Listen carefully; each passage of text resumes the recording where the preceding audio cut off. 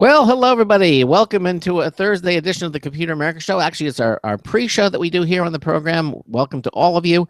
In the first hour, we're going to be doing computer and technology news brought to you by Slimware Utilities, the official optimization software of Computer America. And then in the second hour, we're going to be talking to the CEO of Plonked, which is a new free search engine that allows businesses and venture capitalists, job hunters to take a really good close at the companies that they wish to work for or to fund. It's going to be very interesting. We have the CEO of Plonked on here. So sit back, relax, enjoy 2 hours. 1 minute until showtime of the Computer America Show.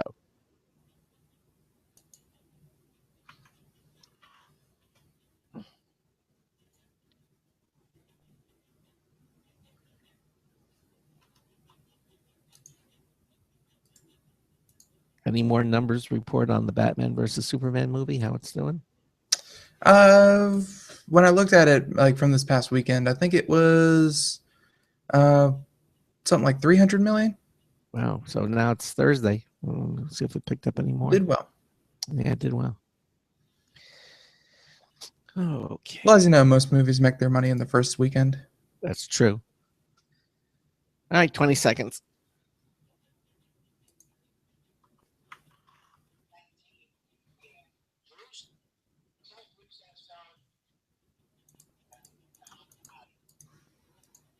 Your show will go live in 5 seconds. 4, 3, 2, 1.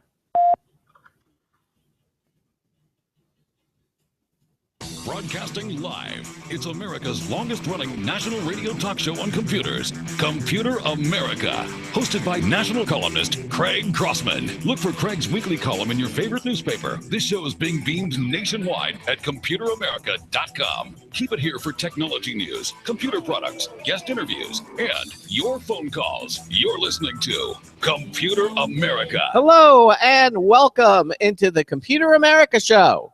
It's the nation's longest-running, nationally syndicated radio talk show on computers. Computer America is heard around the world and coast to coast. And I'm your host, Craig Crossman. And I'm your co-host, Ben. And welcome into a Thursday edition of the Computer America Show. We have a great program planned for you. In the first hour, we're going to do computer and technology news brought to you by Slimware Utilities. They are the official optimization software of Computer America. And then in the second hour, we're going to take a very interesting look at a service called Plonked. The name doesn't tell you what it really is, but basically it's a brand new free search engine that allows job hunters, businesses, venture capitalists, basically to discover and analyze companies in a very unique way. We're going to have the CEO of Plonked on the show. Anchor Varma is going to be joining us in the second hour. Should be an interesting program. Okay, lots of interesting news stories. If you, we're going to open the phone lines, of course. If you have a comment or a question about anything we're talking about, or if your computer isn't working, or it's putting up strange messages, or holding you ransom, all your files ransom, I hear that's been happening lately. Yeah, exactly. We will try to help you in whatever questions you might have. Give us a call. Even if the answer is simply, get a new computer. Yeah, exactly. No, we'll try not to tell you that, but hey, you never know. Sometimes that's the best solution. That is, it can be. Not the answer you might want. Like, let's say your computer, sometimes stalls for 1 or 2 seconds. The best thing to do is to get a new computer. So, Really, you think so? Mm-hmm. Okay. Anyway, if you we opening the phone lines, and here it is. It's 347-884-8881. That's 347-884-8881. We'll get you on and get you through. We also have, if you don't want to go on the air and you still have a question, you're what we call radio shy. Go to any page at computeramerica.com, any page, literally. And on the upper right-hand corner of that page, you'll see it says submit a question. Just click it. It's a link. It'll take you to our question submission page where you can then type in your question or comment or suggestion, hit the submit button, and Ben and I will see what you've typed immediately, and then we'll deal with it at that time. The other thing you can also do is watch the Computer America show. We are a radio broadcast, but as with most radio broadcasts, so many consequences these days, they make live video streaming available, so you can actually watch the show. But we take it a step further. First of all, head over to computeramerica.com. Again, on any page, you'll see the menu bar. It says Show Lounge. Just click that. It'll take you to our live video streaming page. You can it'll join the show already in progress right up to the moment, so you can see everything that we're talking about as well as hearing everything we're talking about. And then what we do is it's just not two guys in front of a microphone, as with a lot of radio shows that provide video streaming. It's that, but there's more. Yeah, there's that. Yes, there is more. Ben has the really cool technology to display websites, videos, movies, links, that type of thing, so you can actually see what we're talking about as well as hearing what we're talking about. Now, sometimes also you can see the guest. You won't be able to see the guest today because he's going to be on the phone, but many times you can see the guest. But basically, the video stream of Computer America just makes a more enriched, interactive experience with what you're hearing on the radio broadcast. So it just we invite you to we take the time and effort to make it available, and we'd love to have you join us on our live video stream. Again, any page at computeramerica.com under the Show Lounge menu bar. That'll take you right to our live video stream. Of course, again, we'd still love to hear from you. If you're listening to us live, which is Monday through Friday from 3 p.m. to 5 p.m. Eastern Time. We're 2 hours Monday through Friday. You'll be joined to the show already in progress. If you click that, or if you and the show is not live, you'll go to our archives page, which again is right at any page at computeramerica.com. Says archives, and then you can watch any of our video streams, because we archive our video streams as well as the audio stream at computeramerica.com. We have our own YouTube channel, so you can see whatever show that you may have missed, as well as listen to it. And of course, we have audio archives there as well at Apple's iTunes. We have links there. We have it on the Blog Talk Radio Network, the TuneIn Radio Network, the IRN Radio Network, which carries us live. Also, SoundCloud carries our show, and Stitcher both carry our archives of our show.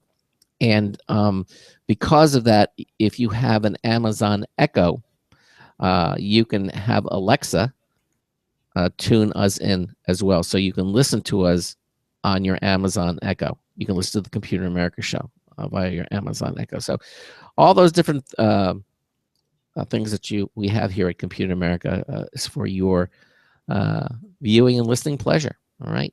The other thing I just want to mention is that tomorrow we're going to have our social media winner of the week. Now, if you haven't already signed up for our Computer America contests, you should do that. Head over to our homepage at computeramerica.com under the Interact selection under our menu bar, which appears on every page. Under Interact, the first thing is Social Media Contest. You click that, and it'll take you to our Social Media Contest page, where then you can go to up to, I believe, 5. There are 5. There's Google+, there's Twitter, there's Facebook, there's YouTube, there's Pinterest. You can follow or subscribe to any one of those services to the Computer America feed on those, or where we participate on them. Register that way, and each one counts as a single entry. So if you like our Facebook page, you'll have one entry every single week. You don't have to do it every time, just one time, and every single week you'll have an entry. If you subscribe to the YouTube feed, then you'll have 2 entries every single week. That you follow us on Twitter, 3 entries every single week. So far, you can do up to 5 different times. So you up to 5 entries every single week. And right currently, we're giving away the Logitech MX2 Anywhere wireless mouse, valued at $80. Beautiful mouse, ambidextrous. It has dark field technology that lets you use it on a glass surface. It's just a really cool mouse, and we give one away every single week, at least for now. So head over to computeramerica.com and get registered on our social media contest. I just took a look at that link that you sent me. The Honeywell looks really cool. I'd say Yeah, that. for everyone out there, suffice to say that if you have been looking at any Honeywell products, they are scheduled to be on the show sometime in early June. Mhm. So we're looking to get a unit for review, and we're going to have an article about that and everything. But yeah, they, just like everyone else, like traditional, home appliance makers, and this time we're kind of focusing on thermostats. Even the traditional people who made your thermostat of yesteryear, they know that the next big step is smart thermostats, and Honeywell is definitely getting into it. Yes, it is, and it's a nice looking one too. Very, very nice looking. I would say it's right up there with the Nest. I mean, as far as quality is concerned, Very, very clean design. very clean design. Yeah, okay, exactly. And so, but yeah, all right. So I think that's we've said everything we need to say. Any good movies coming out this weekend? Oh yeah, there's this one that looks with starring the guy who played General Zod in the Superman movies. What's his name? Michael. He played the guy who was killed in the first Superman, Man of Steel. I have no idea what movie that is. Oh no, the Man of Steel movie, the Superman Man of Steel. He plays General Zod. No. I'm saying I don't know what movie you're referring to. Yeah, it's a science fiction picture, and it looks really interesting. I think the premise is that there's a child who's actually an alien, and he that plays the father of the child, or the adopted father of him. And from what I can tell from the previews, it looks really good. You can tell it's not a multi-million-dollar budget film. It's one of these independent films, but it looks really good. The previews look really good, and I think that premieres this weekend. So, well, according to just a quick cursory glance, it seems like The Witch is coming out. mm-hmm. Everybody wants some! Exclamation! And The Dark Horse. That's those are the big ones opening up this weekend. So maybe next weekend it'll be that one. Exactly.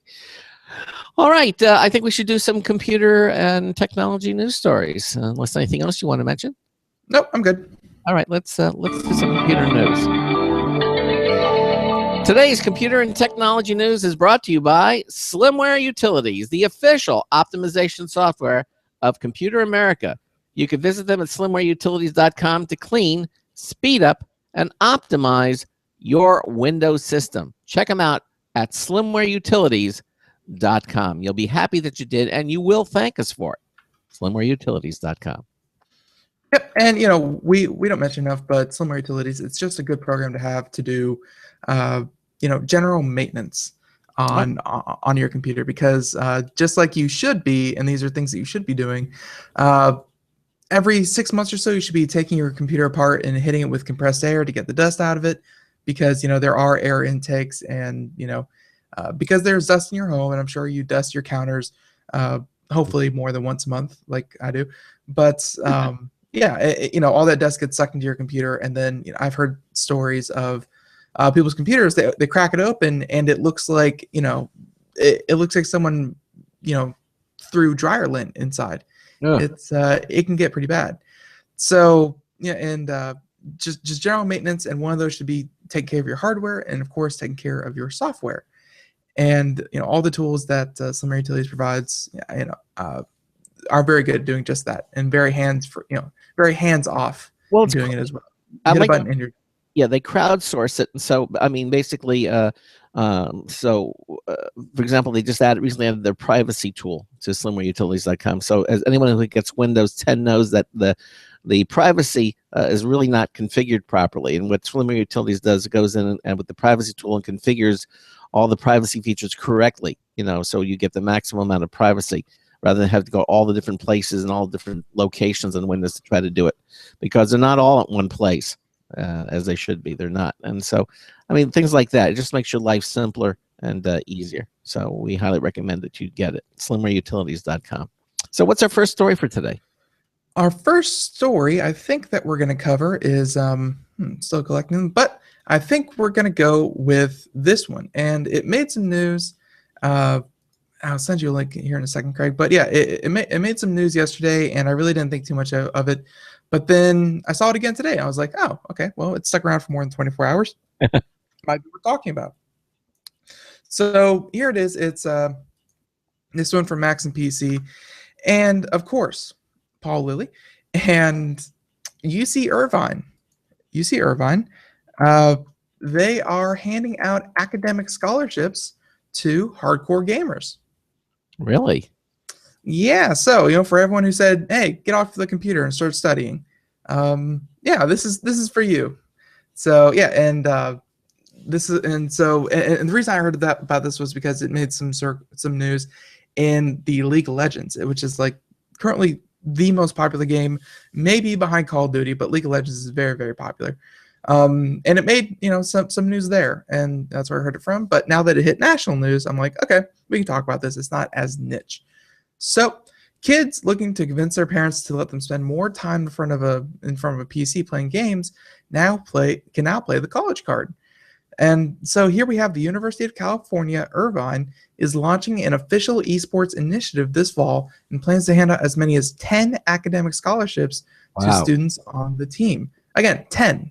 That's not, an incredible amount, but that's still a decent amount for, hey, you play video games very well? Hey, come take some college classes. So the the University of California, Irvine esports will be built on 4 pillars: competition, academics, entertainment, and community. This is the Vice Chancellor for Student Affairs, saying that we hope to attract the best gamers from around the world, and our academic programs in computer gaming science, digital arts, computer science, engineering, anthropology, law, medicine, neuroscience, and behavior create a strong foundation for research and inquiry-related gaming. Mm-hmm. So they're hoping to, draw on very, very good gamers and hopefully put them in courses that are going to be relevant to these, to esports. And esports, we've talked about it, quite a number of times in our gaming segments, but esport as a sport is still very much in its infantile state. So there are lots and lots of opportunities for people with, higher degrees to actually get in and start shaping, some of the consequences that fall out of creating a whole new sport. And, and as I said, medicine can be applied to esports because, there are stories of kids as young as 27 getting carpal tunnel syndrome. And even younger, like it's really bad. You go with law. We've talked about, people negotiating contracts and people getting messed up by gaming organizations who promise them the world but then don't deliver on their contracts. Anthropology, because let's face it, people come from all over, and knowing one's background is, important to knowing why are Koreans better than Americans at video games. Simple little things. So those who will be selected will have access to the state-of-the-art arena outfitted with high-end gaming PCs. There will also be a stage for League of Legends competitions and live webcasting studios. So and here we have someone from the university, Jesse Wang, who is the president of the Association of Gamers, saying it has been a dream of many of us on campus that UCI recognizes the importance of esports and create a space and a program that caters to the large community of gamers at the university. The esports team and the arena will ensure that UCI continues to lead and be a trendsetter in the collegiate esports scene. Yeah. So, to wrap this up, they're saying that at UCI, they are planning on building a 3,500 square foot facility, which will also serve as a hub for social and competitive gaming in Southern California. As for the PCs, UCI didn't provide any specifics, but did say that iBuyPower will supply 80 of its high-end gaming systems preloaded with the popular video games. Wow. So, yep, they're even getting that sponsored. But, it's just cool. I'm gratified to see that universities are, because, it used to be all the traditional sport, they would have a basketball team, or they have the wrestling team, or they have, You're not going to say football? Yeah, football teams. College football is huge. It's huge. So, why shouldn't there be esports? It's a sign of the times, just because the others are more traditional doesn't mean that there's any less value to these games. And with multi-million-dollar prizes, and I think that it's a validation to show that universities are beginning to support things like this. And I think it's more of the fact that let's face it, college kids are probably, the highest concentration of competitive gamers, who are interested in esports. Yeah. You really, in high school, you kind of get the taste for it. But then, as you start looking at your possibilities, college kids more and more are competing in esports. So, this seems like a good place to introduce it, is because you're probably going to have the largest amount of applicants in this, in this field. You might not be aware of this, but I was just talking to a PR representative the other day who was pitching a client. And I didn't know this. Did you know, Ben, that in New Zealand, that the demand for electronic game developers is so high that they can't fill. They literally are going global, trying to find people who are right out of school, wherever, to become game developers, and so much so that they're willing to set them up. I mean, fly them to New Zealand, get them a home there, put them up there, and so they would just literally move to New Zealand to do game development. Yeah, and I've heard a lot of the good and the bad of living in New Zealand. I mean, the good is you live in New Zealand. The bad is you live in New Zealand, and that you are on probably what is seen as kind of a developed country in New Zealand. I would definitely call it developed, but you're still not only are you further away than most other continents, but like I think people kind of call Australia out of the way, and then you're even out of the way from Australia. Like you are, so far away. So I can see how they have a dearth of game developers, is because that's pretty niche, and New Zealand only has so many resources. Yeah. Like, and I can see how they would want to import, because the gaming scene over there is almost non-existent, but but is ready to grow, just like esports, just like sports here, in America, Europe, Brazil, what have you. Video games are just getting more popular.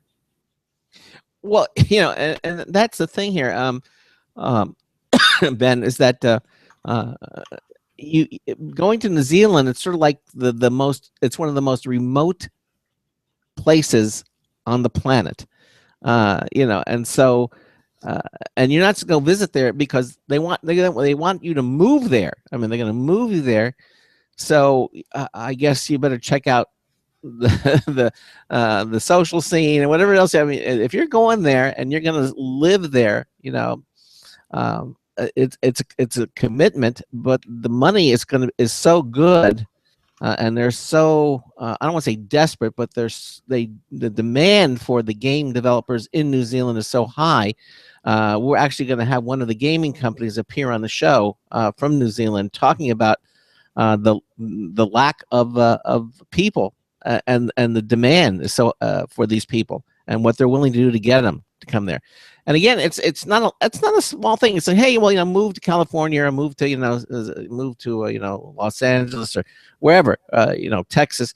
The point is, it's New Zealand, and that is far away. It's about as far away as you can get on the planet. I don't even know what time zone they are in, but they're extremely remote. Yep. And but I think they're like oceanic. Yeah, I don't know what time zone they're in, but as you said, to fly to Australia is like 14 hours on a jet. 14 hours. And like the problem is, like, you can't even fly. I don't think you can fly directly to New Zealand. I think you have to fly into Australia and then fly to New Zealand. Yeah, it's like a whole day of flight. It's like literally, if you want to go visit Middle Earth, it takes a while. Yeah, and it's interesting because when he says Middle Earth, that's where the Lord of the Rings, all of the Lord of the Rings adventures were filmed in New Zealand, to get those panoramic, spectacular views that you see in the movie. That's not CGI, that's New Zealand. And it's interesting that they model.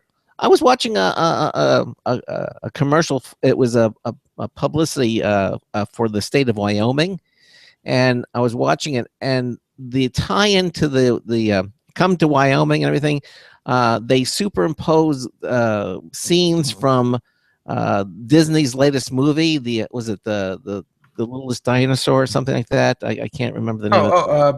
The Good Dinosaur. The Good Dinosaur, right? Exactly. And you see scenes of the Good Dinosaur. It's all animated, and then they fade that out, and you're actually looking at Wyoming. And so you'd say, see the movie, and then come visit the state that inspired the movie, The Good Dinosaur. And you literally see the movie disappear, and you see the state of Wyoming. The same scene. It's the same panoramic that they used just to generate some of the graphics from the movie. So I thought was really interesting. Another pitch. Now, I don't know how much development there is going on in Wyoming, but evidently in New Zealand, they're desperate to get good programmers, and they'll do anything to get you out there. It is a one-way ticket, though. I'm assuming, because once you're there, You can get out. It's just you can. But the point is, it's a commitment. It's probably it's certainly it's going to be several years of your life. You want to make sure it's not like going to Mars with a one-way ticket. No, it's not that remote, but it's close. You're still on the planet. I don't know about all that, but people live in New Zealand, right? It's not like it's like, oh yeah, come develop a game for us, but also you're gonna have to build your own house in the meantime, and then whenever time you're not building video games or building a house, you're gonna have to hunt down your own food. So come to New Zealand. There's society there, right? There is a society there. Yes, there is. Okay. Okay, so Ben and I are continuing to do computer technology news, brought to you by Slimware Utilities, the official optimization software of Computer America. Now, here's a story from Engadget, and it's entitled "Minecraft on Mobile to Get Mods and Command Blocks." In other words, powerful tools for advanced players. This is from Nick Summers. He says, on the desktop, command blocks are useful tools for experienced Minecraft players. You played Minecraft, right? Quite a bit. Not that much. I own it. I have it. I spent my $40, but I just didn't get into it like a lot of other people did. Okay. Well, command blocks are these useful tools that can be used, but you have to be a fairly experienced player. You enter a / in the chat window, and you can enter some pseudo programming to teleport, change the weather, and more. These commands are not available in the Pocket Edition, which is a separate version for phones and tablets, but that also soon will change. In an interview with CNET, Minecraft lead developer confirmed that command blocks are coming to both the mobile and Windows 10 versions of the game. Cool. Microsoft has also confirmed that mods will be coming to the mobile, Windows 10, and console games. It should provide feature parity, more so than before at least, to each platform, and open up its advanced tools to a broader group of players. That's important as Microsoft pushes into the classroom.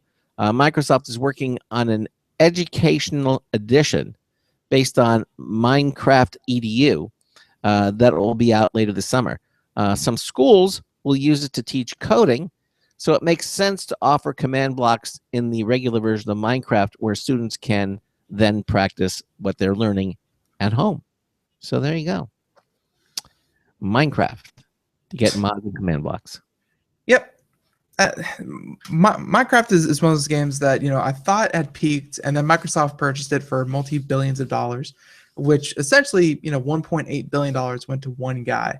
And I thought, wow, Microsoft really overpaid for that, because I thought it was a game that was just I thought it was just like any other game that it has its moment in the limelight. It sticks around for about a year and a half, and then it goes away, and people remember it fondly but don't really play it. But Minecraft has just been going strong. It's a weird game that no matter what you do to it, people can't get enough. And Microsoft is definitely supporting it with new releases, new updates, bug fixes, and new assets. But yeah, Minecraft has no indication of slowing down. So I will say that was that was one of my great moments of no, that will never take off, and then it does. So yeah. I didn't see it coming. Well, there you go. I also thought, my gosh, look at all that money that they're spending, and but evidently there's a huge following. Who knew? Mm-hmm. All right, so I think we have time to squeeze in or at least start the next one. And you know what? Let's go with something easy to digest. Windows 10. It was always a big question. You know, was this going to be another Windows 8? Are there going to be tons and tons of holdover? Is Windows 10 even attractive to people so that they will convert? And hold on a second. Okay. As we continue on, we're doing computer and technology news brought to you by Slimware Utilities, and Ben just started doing a story. I'm not sure which one he was doing. It was the one from Microsoft. This one, Microsoft Windows 10 rushes to 270 million active devices. Microsoft's ultimate goal is for Windows 10 to be installed on 1 billion devices within the first 2 to 3 years of availability.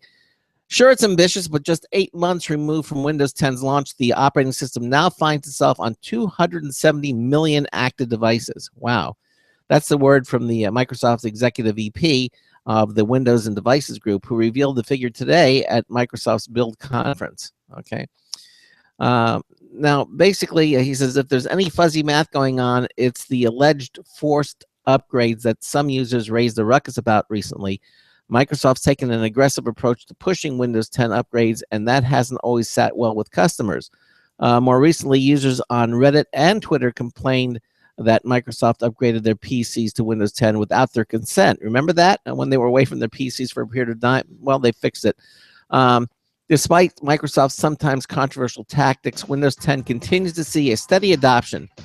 Of course, it helps that Windows 10 is a free upgrade from Windows 7 and Windows 8 and will continue to be through its first year of availability, possibly longer also.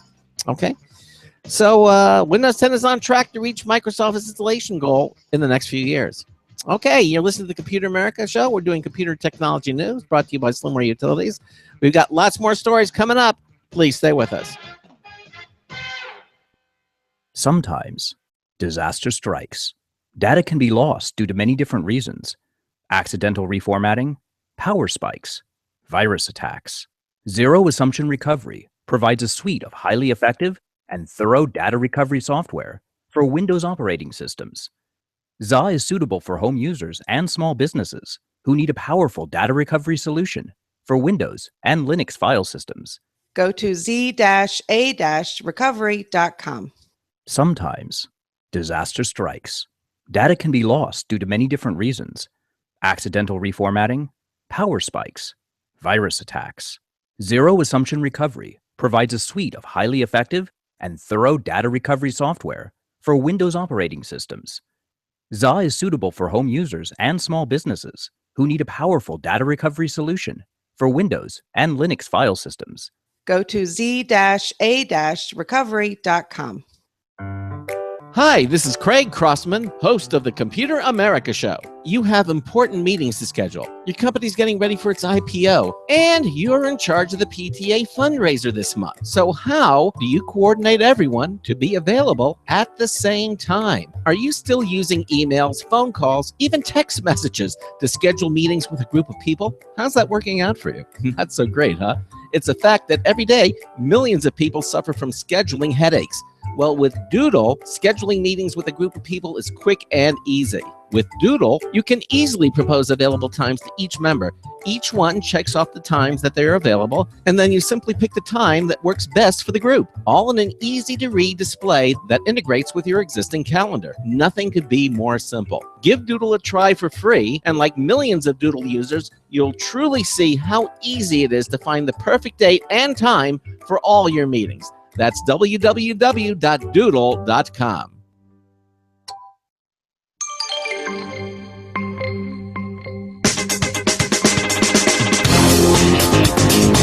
No, it's not a denial of service attack if you just didn't pay your bill. Marty Winston with the News Tips Bulletin Review for Computer America, this time NetObjects Fusion 2015. Our own News Tips website looks like a brochure that somebody left in a dentist's office in 1985, but we'll soon be addressing that because NetObjects just sent Fusion 2015, their WYSIWYG web authoring software, in its latest release. We're impressed by a number of interesting features they added since the last version we used, version 11, including new options for graphics. The ease of use remains spectacular, and the wizardry of their wizards could readily allow a simple site to go from scratch to ready in less time than a lunch break. Bottom line, NetObjects Fusion 2015 gives us more ways than ever to create and maintain our websites with ease and aplomb.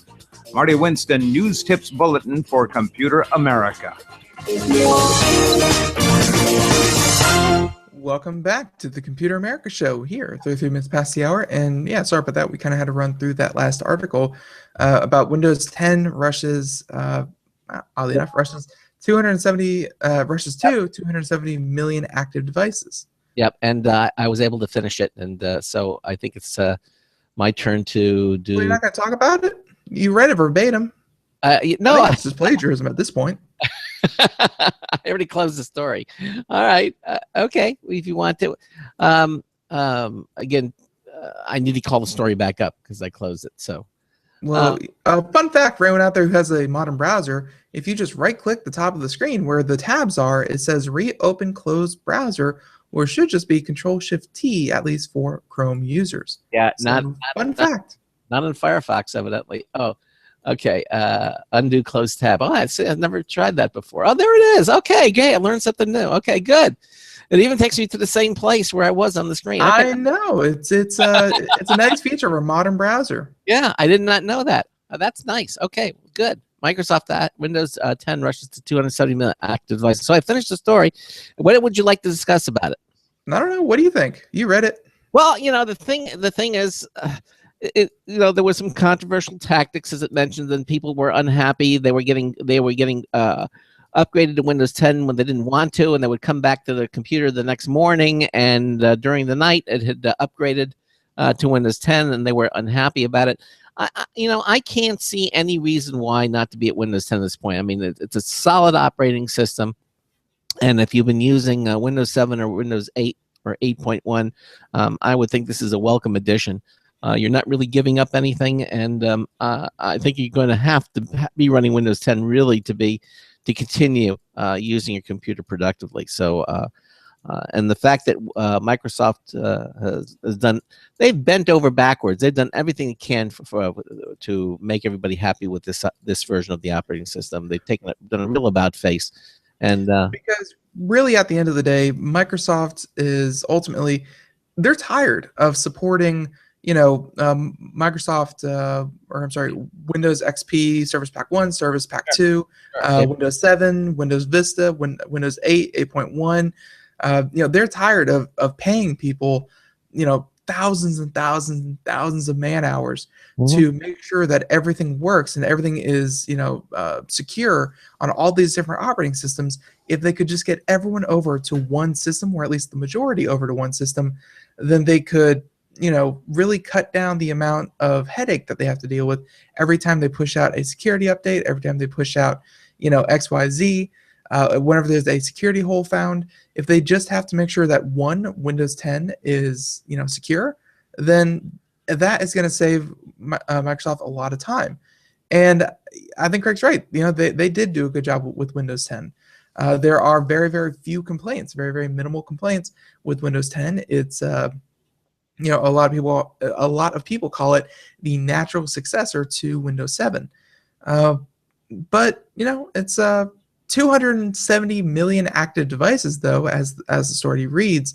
That is also ambiguous because we really don't know how that breakdown is. What is the breakdown of Windows 10 phones, Windows 10 tablets, Windows 10 computers, Windows 10 laptops? We really don't know. So 270 million devices, that's pretty good. And also, as the article read, they're aiming for 1 billion devices within 2 to 3 years. And at, 270 million at 8 months, I think that puts them just about on track for 3 years. Yep, it does. I would think so. Yeah, if they keep the same growth rate over the next 2 years, then they will hit their 1 billion goal, which is good. Yeah, which is good. I'm all for getting the entire Windows platform unified. It makes a lot of sense. Um, I mean, of course, Microsoft saying that this is going to be the last iteration of Windows that they're ever going to come out with. There'll obviously be improvements, but Windows 10 is going to be around for a very, very. Which we know that isn't true. Yeah, but it is going to be around for a very long time. It really is. Okay, we did an interesting story yesterday about Rift Rash. Right. This was the story where the Oculus Rift, people were wearing it for so long it was causing creases in their faces, and it was a kind of a funny story. But evidently, this is a story again from Paul Lilly's Maximum PCs. Paul Lilly did a story here 2 hours ago. He says they got an Oculus Rift, and so what are they going to do with it? Well, they're going to tear it down. Okay, they're not going to use it. They're going to actually tear it up. They pulled it apart, and the Oculus Rift teardown reveals a clever design without gobs of glue. They ripped open the Rift, according to the story, and basically, he said there's a somewhat depressing trend in today's mobile gear, and that's the copious use of glue to hold things together. But he says that's not the situation here with the Oculus Rift. He's saying it's an exception to that rule. He says the experienced assemblers at iFixit got their paws on an Oculus Rift headset, and they did the only logical thing. They promptly gutted it, knowing full well that they were embarking on a journey in which the $600 headset may not return. Okay. So basically, now, obviously, he says this isn't iFixit's first rodeo with a virtual reality headset, and they've done this before. But they said after pulling it apart, this is definitely the sleekest Rift yet. Lightweight, impressively comfortable, and now with earphones built right in for maximum immersion. Okay. They said that, by the way, right before pulling it apart. Things started off pretty easily, They took off that thick foam frame that's around around there with which prevents you getting from too much Rift rash, on your face. But they took it off. They removed the adjustable earphones. Basically, it's an embedded flat barrel nut that secures the speaker arm. They pulled it apart. They have pictures of everything here. Now they said there are a lot of parts that comprise the Oculus Rift, and that's a real challenge. Among the negatives, iFixit noted an intricate design and delicate ribbon cables, which makes it very difficult to remove the lenses, displays, and motherboard. Well, hey, it wasn't meant to be removed. They're complaining. They're pulling apart. I mean, I know it's their job to do this, but people aren't buying their Oculus Rift to pull it apart. So to complain about this is going to be a problem down the road, because just like how with an iPhone, you're not technically supposed to take it apart, but people do, and people do try their best to fix these devices. And I guess that's what they were saying about the gobs of glue that is a problem in technology nowadays. Is that let's face it, if there are gobs of glue and you need to take it apart, then that's just going to cause more and more problems, because you can't exactly put glue back together. You have to add more glue, which is a whole nother headache besides. So well, they're saying that in the future, because yes, right now they're shiny and new, they're out of the box, people have them for about 24 hours right now, but in a year's time, when the digitizer goes out, or when some chip fries, there are going to be a lot of people who are going to want to take this apart and fix it themselves. Why? Because you can just have go, if it's under warranty, just send it back and they'll repair it. A lot of times, a lot of these electronics are not under warranty. Well, obviously, with this kind of money, you probably want to get some sort of extended warranty for it, and I'm sure that is. Well, what if you have a new one that's let's say a year and a half, and your warranty is completely gone, so is the extended warranty, and something as simple as a lens cracks. Yeah. There is a point where buying a cheap part and fixing it yourself makes complete sense. Well, and maybe in a year and a half, those parts will be available. Right now, it's so new, you can't go to anywhere to get parts or things. Or this is just coming out, so you. Well, I think iFixit has a vested interest in showing people how to fix this thing. Yeah, exactly. For years to come. For years to come. Now, on the plus side, there is no adhesive holding any of the removable parts together, and cable management is much better than it was before. When all was said and done, the Rift left the operating table with a 7 out of 10 repairability score, which is not bad. And actually, Ben showed the little video of that up on, if you're watching the live video stream. So basically, it's only been out for a few short hours or a day or so, but evidently it's a well-made device. It's well constructed, well made, and it appears that for those of you who want to, dig into it or have it repaired, eventually there will be, just like with the iPhone. Eventually, parts will probably become available for it, and you'll be able to get to it without damaging it in that repair. Okay. Yep. And I think what really made it get that 7 out of 10 is this part right here where it says it's also impossible to replace the head strap without cutting the fabric on the headset, which, not good. No. Okay. All right. But it looks like it's designed, well designed, and it's going to be lasting for quite some time. Probably so much so that they'll probably have something new. When it does break, you'll probably want to buy the newer version. Just looking at it, it's very Apple-esque in that, if you ever get the courage to break open your iPhone, there really isn't any glue in an iPhone, so makes it much easier to parse through it and just kind of pop everything out. In an iPhone, there's no room for glue. It makes everything is secured with screws. So yeah, exactly. Okay, let's do all right, let's do this one because I have high hopes for solar panels. This is an article from Popular Science, and yes, rooftop solar panels could power nearly 40% of the U.S. Yeah, that's obviously a high number, but let's see where the author's going, Mary Beth Griggs, and she's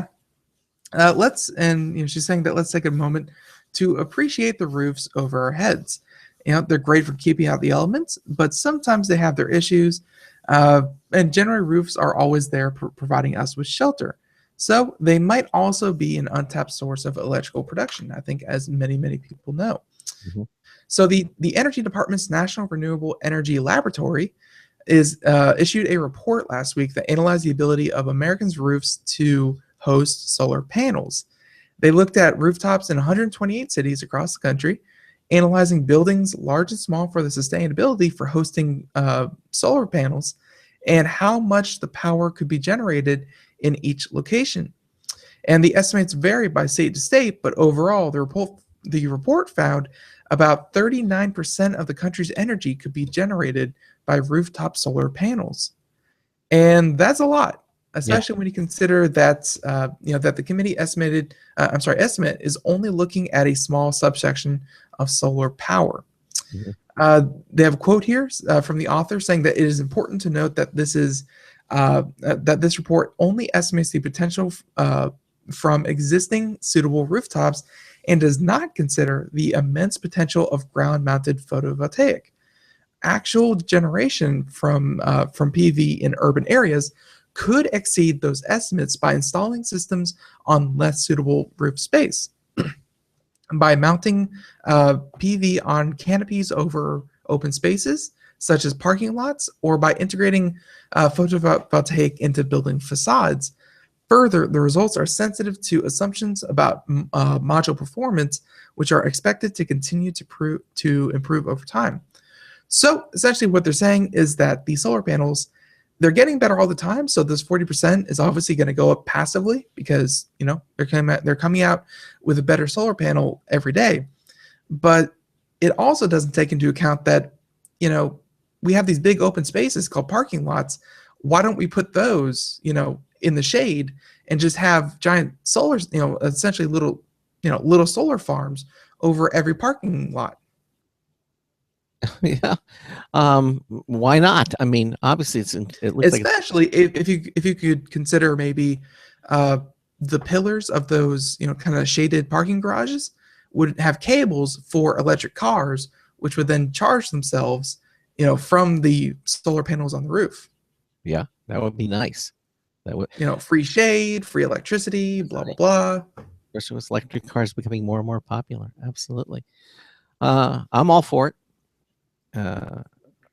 Anything to get the price of electricity down, certainly we'll do that too. Essentially what they're saying is that 40% of electricity from solar, and that's just current roofs. This is of course pie in the sky thinking, but if every roof was now a solar panel, 40% of electricity, and that's not counting electricity from other renewable resources, including wind or geothermal or what have you. There's a way out of having to burn greenhouse gas emitting fuels. It's just how much of an investment are you willing to put forward for it? Right. I got two stories that I really want to get in here because I know we have our guests coming up too, so I'm going to start doing these. This first one from Engadget, Microsoft Edge. It hasn't been in the news that much. We haven't been talking about it, but Microsoft's Edge browser is going to start offering ad blocking, which we lauded Chrome coming out with it. There's some others. There's a standalone browser. What was it called that has its whole existence is for ad blocking? Well, evidently Microsoft is getting on the bandwagon by offering ad blocking integrated into the browser itself without using third-party extensions. Okay. Basically, ad blockers continue to go mainstream as Microsoft revealed in its Edge browser will soon have the tech built right into it. The feature was spotted by ZDNet during its Build 2016 presentation, where a slideshow showed that Microsoft will build ad blocking features into the browser in the next release. The wording implies that the feature may work natively without third-party extensions, which is a good thing since Edge only just started supporting those. However, by the way, you remember that Edge didn't support third-party plugins. Although the idea behind them is that when it does, they don't have to be designed specifically for Edge. It would use third-party extensions for Chrome, for Firefox. Edge would use them all without having to redesign them, making it universally acceptable. And it's just starting to support those, and evidently, but it doesn't need to because it's going to have this built in natively. The same slide also shows Microsoft plans to provide a modern extension plugin module complete with a store for the next Edge release. I know a lot of people were waiting for this. Okay, and if this is accurate, the browser would join Opera, Safari, and other browsers in natively stopping ads. What was the one that was I can't think of the name. It was just designed for that specifically. Opera? What was it? No, not Opera. Yeah. Anyway, Google has abstained so far with its mobile version of Chrome, though you can install third-party ad blockers on Chrome desktop. While users may enjoy extra data saving, security, and speed using such apps, publishers that rely on ad revenue are revolting. Sites like Forbes won't even let you browse without turning off your ad blocker, and in France, multiple news sites have banded together to curtail them. We've seen this time and time again happen. Microsoft didn't say how its tech would work or when exactly the next Edge version will come. If it figures on Windows 10 adoption are accurate, however, a larger number of folks would suddenly get access to ad blocking tech that could change the equation for publishers and ad networks like Engadget's parent AOL significantly. And again, I keep seeing it. There are sites I go to today with and it says, "Oh, I see you're using an ad blocker. Please, delete it because we rely on ad revenue to bring our website to us." And I feel guilty about it, and so I turn it off. But it's because it's on a website that these are on websites that I frequent quite a bit, so I do turn it off. I do turn them off. But the ones that I do so far haven't forced you. Some websites are not so polite. They're going to say, you either turn it off or you can't see what we have. Yeah. They they can either play friendly and say, hey, help us out here, or they could say, you dirty ad blocker, how dare you come to our site. Exactly. And you have to deal with them accordingly. But anyway, according to this, Edge is going to start blocking them. Now, I think while you get our guest... I'm working on it. I'm going to go ahead. I'm running into some problems. Oh, okay. Well, do you have the phone number, or I need to send that to you? That's not the problem. Okay. All right. Well, do you want me to get the guest on and you do the next story? No. I'll keep working. Okay, good enough. All right. This next story from CNET is the Xbox is finally becoming a Windows PC. And the question asked right is, do you care? Okay.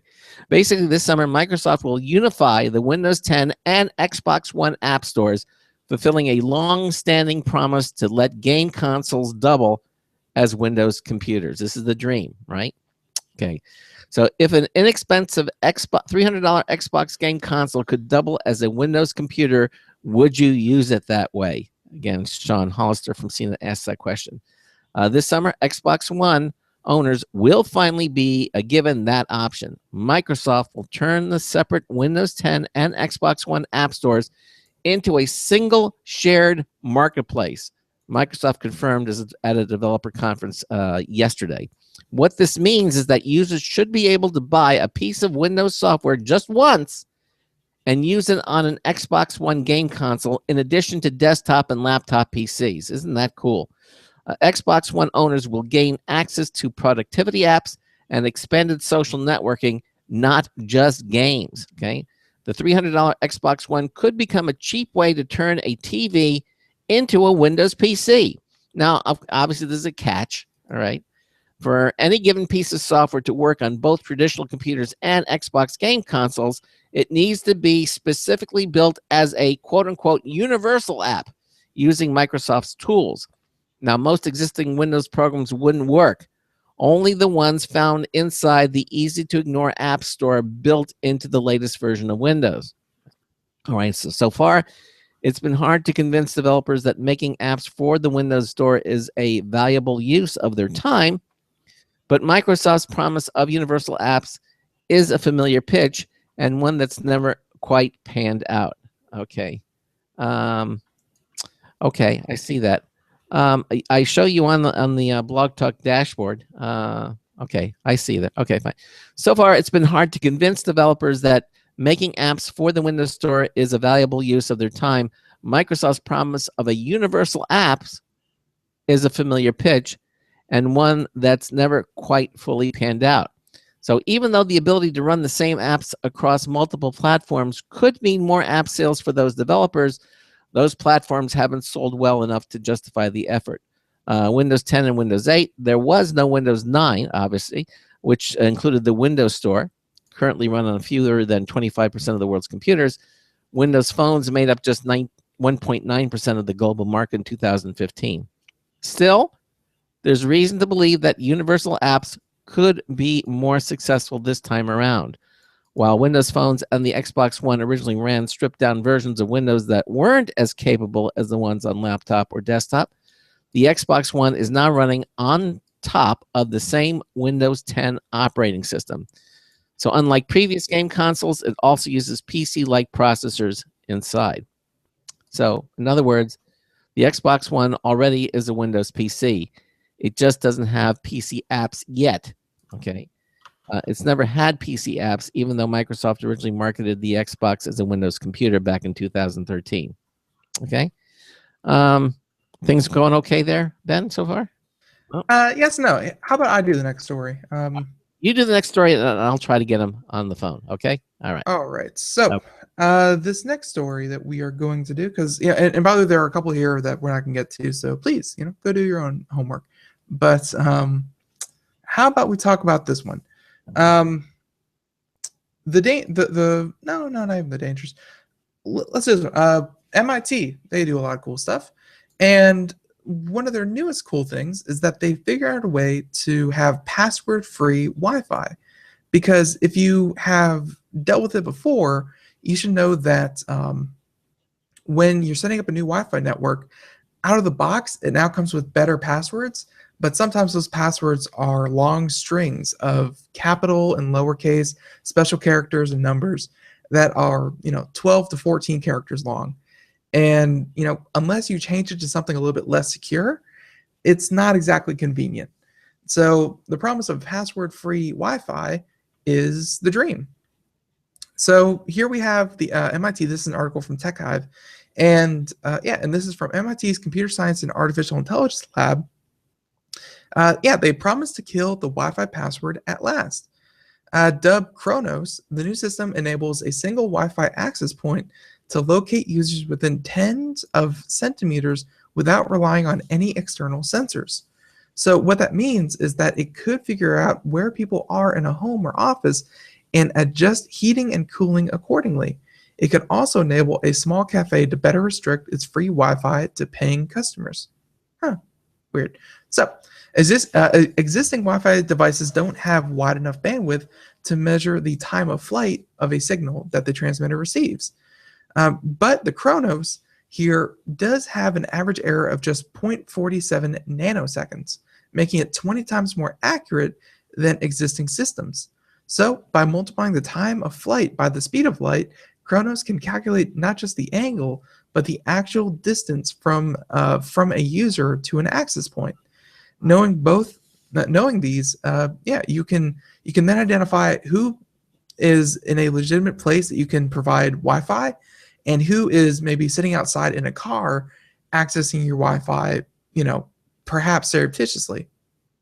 I'm gonna hang. So, and hopefully Craig is working on getting this guest here, but we're coming up to the break. But just want to get this here, saying that here's a quote from the PhD student that is working on this, saying that knowing the distance and the angle allows you to compute the user's position using just one access point. And this is encouraging news for many small businesses and consumers that don't have the luxury of owning several access points. So, after coming up with the algorithm to exploit that fact, researchers tested the technology in a 2-bedroom apartment with 4 occupants and found that Chronos can correctly identify which room a resident was in 94% of the time, and in a cafe, it was 97% accurate in distinguishing in-store customers from out-of-store intruders, meaning the passwords could be eliminated. Interesting. So, admittedly, 94 and 97, those are pretty good, very, very good numbers.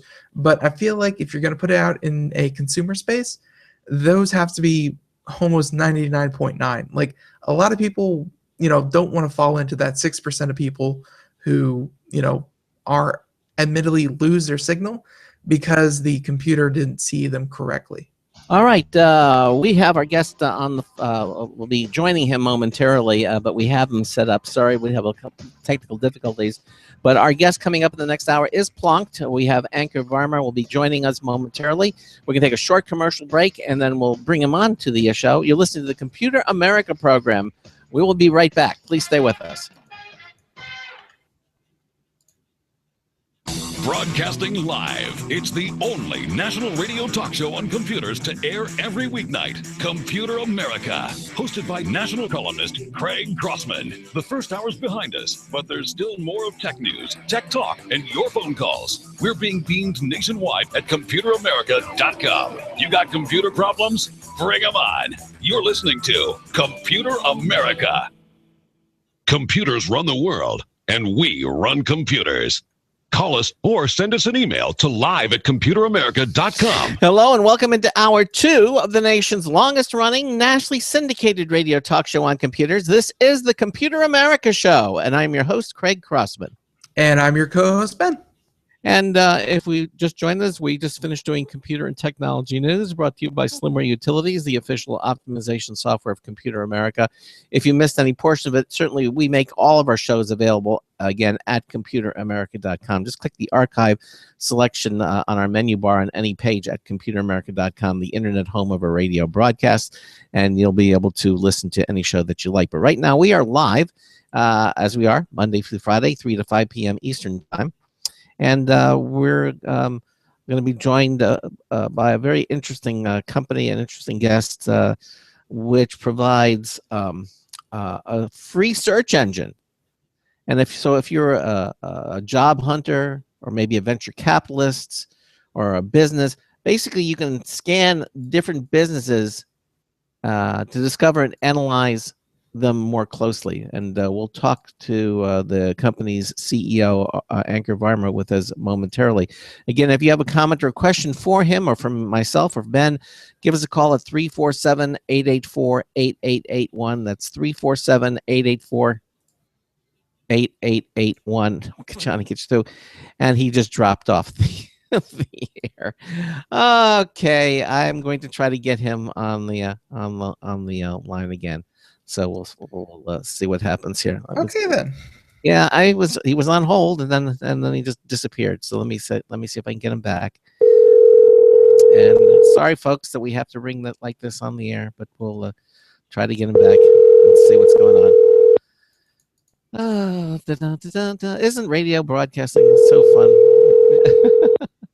It has its moments. It has its moments, and now we're gonna get his. There he is. Anchor, are you there? Hey, I'm here. Yes, I'm here. Why did you? All right, never mind. Just stay on the phone. We'll be with you momentarily, okay? And Ben and I are going to be talking to him momentarily, and I'll introduce him. Anything else you want to mention, Ben, before we get him on the show? No, I'm good. Okay. All right. Well, the company is called Plonked, and it's a new free search engine that allows businesses, venture capitalists, and job hunters to discover and analyze companies. It unlocks connections, leads, merger and acquisition possibilities, and provides higher order metrics that give greater insight into how companies are actually doing. It also gives users insight into social connections and how they may be connected to the company they are researching. Now, joining us to explain how all this works is the CEO of Plonked, Ankur Varma. Ankur, welcome into Computer America. Are you there, sir? Yes, I am. All right. Thank you very much for having me on the show. Yeah. Our pleasure. Our pleasure. Glad to finally get you on. And so, you heard my introduction. Why don't you tell our listeners a little background about what Plonked actually is and what it does? Sure, no problem. So Plonked is basically a search engine. It's a simple Google-like interface, but the focus for the search engine really is to help users find and connect with companies. So, imagine you're on Google and you go to the images tab. What do you get? You get a bunch of images. Well, in our version of our search engine, when you search for anything, what you get is a list of companies. You can search with anything that you would search on Google. You can search for terms like Internet of Things or sharing economy or the office machine companies or whatever you want to search for, essentially. And what we do is we match up companies that make sense to the query that you have entered, and we return you a list of companies with a lot of additional information about them. So think of it as, when Google returns you a bunch of web pages, we return you a bunch of company names, along with a lot of detail about companies in terms of, what exactly do they do, how big are they, where are they located, who do they compete with, who are their customers, partners, even things like, you mentioned higher order metrics. What that really means is stuff like, has this company been in the news quite a bit? What's their brand look like? How do they fare compared to their competitors in the same field, and so on. So essentially, a lot of information about the company beyond just here's the website. All right, I'm a little confused. Am I using Google to find this, or do you have do I go to a different type of search engine, or do I use any search engine? I don't understand how. Oh no, so just to clarify. So no, we have our own search engine. So okay. It's at www.plonked.com. All right. And the metaphor with Google was it works in basically the same way, the same style, where you have a simple search bar, you enter whatever you want as your query, and we will return a list of company names, essentially.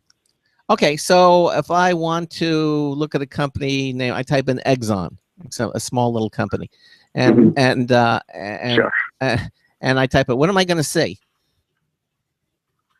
So when you type in the name of a specific company, we take you to what we call the company landing page, which is information about the company, such as, what do they do, where are they based, all the basic information, along with who do they compete with, who are their potential customers, recent news articles about them, as well as information such as the leadership team, and their past background.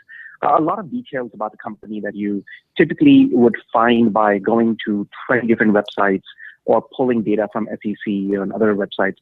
We've essentially brought all the key things that, say, an M&A or a VC or a salesperson would need at one centralized location. Now, if I type in Exxon, am I going to get the phone book, or should I use Plonked really for smaller, more obscure companies? So you can use Plonked for both. I mean, we're focused primarily on technology companies at the moment. That's what we've indexed. But by the second half of this year, we will have access to a whole 24 million or 25 million companies in the U.S. Now, where do you small business, big business, doesn't matter. Where do you get them from? I mean, is there some sort of register that a company has to do to become a company? I mean, where do you get your data from? And as opposed to, I mean, one of the things about Google that I love is that I type in something, and usually before I finish typing it, Google knows what I'm looking for. It's just amazing. It's almost, sometimes I think it's psychic, Yeah. So Yes. Where are you getting your information from, and I mean, how does your technology work? Sure. So all companies, for example, in the U.S. are, they file taxes, they register with the government. There's information about companies in various databases. These SEC has information, Department of Labor has information, state registries, and so on. These databases are now largely online, and they used to be that you have to request paper forms and so on. But now they're largely online. So we're getting data from each of these. We're also then scraping data from company websites and from a variety of news sources from all sorts of imaginable locations. And in some cases, even buying data from companies that specialize in gathering information about small businesses. So we take all this data and then we essentially organize it. So again, I don't use Google as a metaphor, how Google organizes the web. We're looking to organize data about companies and make it such that when you start typing in internet off, automatically we'll have a certain level of psychic ability, obviously not as much as Google, but a certain level of psychic ability where we'll say, oh, did you mean Internet of Things? And we'll prompt you and we'll let you select or type in whatever you want. And then based upon all the organization of data and indexing of data we've done about companies, we'll say, well, here are the companies that are relevant to the search query that you just entered. Well, now, if I'm a venture capitalist, as it says in your material, I'm probably looking for companies that really aren't formed yet, right? I mean, I'm looking for opportunities like Kickstarter campaigns, and so what if the company hasn't been formed yet? But I mean, how do I get Plonked to recognize my startup that hasn't really started up yet or is looking for venture capital? So venture capitalists also exist in various phases. Obviously, if you're looking for a company that hasn't formed yet, you're right, they won't be on our website. A company that's about to be formed can request from us that please add us to the list, and we will. And we'll watch and make sure that they eventually do get registered. So that is one way of getting onto the list or into our database without even registering. But most companies that VCs are even looking for, one of the first things they look for is, are you a real company? And by that, they usually mean, are you even incorporated? And so most companies, even at an early stage, the idea stage, they tend to get incorporated. And as soon as they do, we get information about them. Well, as you know, in this day and age, I mean, it was like a Kickstarter and what's the other one out there, Ben? I'm blocking it. That's very much like it. All the crowdsourcing type fundraising solutions. Yeah, I mean, Ben, what's the other one? The Kickstarter and not GoFundMe. Indiegogo. Indiegogo. Thank you. Like Indiegogo. Wow. A lot of people. Indiegogo. Yeah. Sure. Places people are going to it's sometimes it's only an idea that they're putting together, and they're out seeking venture capitalists. Yet I want venture capitalists to be able to find me, but I feel like you're kind of chasing your tail here because, to even get venture capital funding, you need to start a corporation and you need to have some kind of basic, information put in. You can't just say, oh, I'm thinking about starting this company. Identify me as a company. No, you need to literally start a company before all that even happens. You'd agree? I agree with that. I was second that opinion. Okay, so they have to get even for Indiegogo or Kickstarter, they have actually had to form a company of some sort and right. They're act together, and now they're looking. So is there a cost to being on Plonked if I want to get myself company listed? No, not at all. I mean, our model is such that we want every company to be able to represent themselves and to have information about them searchable in our database. So we want to, we are creating a free search engine, and there's absolutely no cost to be on our site. We want to democratize information about companies, essentially. Okay, then the obvious question is that if you're not charging them to do, then how do you plan to make money for Plonked? Sure, great question. So what we have found is that 95% of people out there are looking for a one-off, some information about companies. And, I'm searching for companies, or even looking for a job. I want to find the best Internet of Things companies, for example, in San Francisco, and I need a place to go look for that. So we're catering to that from a free search engine perspective. However, there is the 5% that's left over. That's, for example, the sales executives that are looking for leads. or in some cases an M&A exec or someone of that nature who's willing to pay for a lot of additional insights about businesses, about their growth rates and hiring ramps, and even have data automatically populate whatever data source or whatever source of information they use. For example, let's say if you're using Salesforce as your CRM, you want data to be automatically populated in that. You want news feeds given to you in a curated manner. So when you want these additional perks, that's when we start charging you. And that's how we make money. So we make money off the 5% that need the additional sauce, or the additional information about companies and insights, and make it free for the remaining 95% that really just want to look up a company name or look up a simple thing once in a while. Do you believe that model is sustainable? That Plonked will become profitable using that model? I think so. I mean, I think we've seen a lot of examples of that. For example, there's obviously Google, where it's free for all of us, but they make money by selling information to other companies or ads in some cases. And in case of LinkedIn, similarly, Facebook, and so on. So a lot of these big sources of data, they're free for a large number of users and monetize a smaller number. Okay. All right, that's fair enough. Well, yeah, and I kind of want to get a little more personal with this, because this is starting to sound really interesting to what we do here on the show. Because I won't lie, we do a lot of legwork, before a company comes on the show, and we see, if they have any press releases out, if they want to talk about anything new, what have they been up to, where are they based, and all that kind of thing. And I won't lie, that takes a lot of time out of our day. But do you think something like Plonked would be useful for someone who wanted to, just kind of get general data, like you've already mentioned about a company, but also do you have, press releases or news articles about the company, recently? Absolutely. Yeah, absolutely. In fact, not only can you go to a company site, look up a company and go to the company's landing page on our website and see the recent press releases. You can even follow a company. So let's say you're going to have a company that's going to be on your show 2 weeks from now. You can follow that company, and all that means is just click a button, say follow the company, and automatically we will send you any new information about the company every day by email. So it's a really easy way to keep track of things, or companies rather, that you might be interested in. Very nice. And by the way, you're absolutely right about it takes a long time to research companies. I mean, we've heard this again and again from people, whether they are looking for a job or VCs or sales folks. It does take a long time because information is just not there available in a centralized location, easy to be searched. All right. Well, now you mentioned a couple of people. You mentioned salespeople, someone looking for a job. You mentioned a variety of people who may use Plonked. So why don't you talk a little bit who you think your target audience is going to be for your service? Sure. So, I mean, our target audience is really, first and foremost, sales marketing exec. And the reason is because these are also the folks that we're going to be upselling to and leveraging for monetizing our service. So that is, it's important for us to get more sales execs onto our site. As they start using the site, they start following companies, getting information about companies, doing more searches regularly, because that's sort of the path to the upsell, where we say, well, you know what, we make life a lot easier for you and also add a lot more data if you now become a paid customer. So for that reason itself, sales and marketing is our top go-to use case.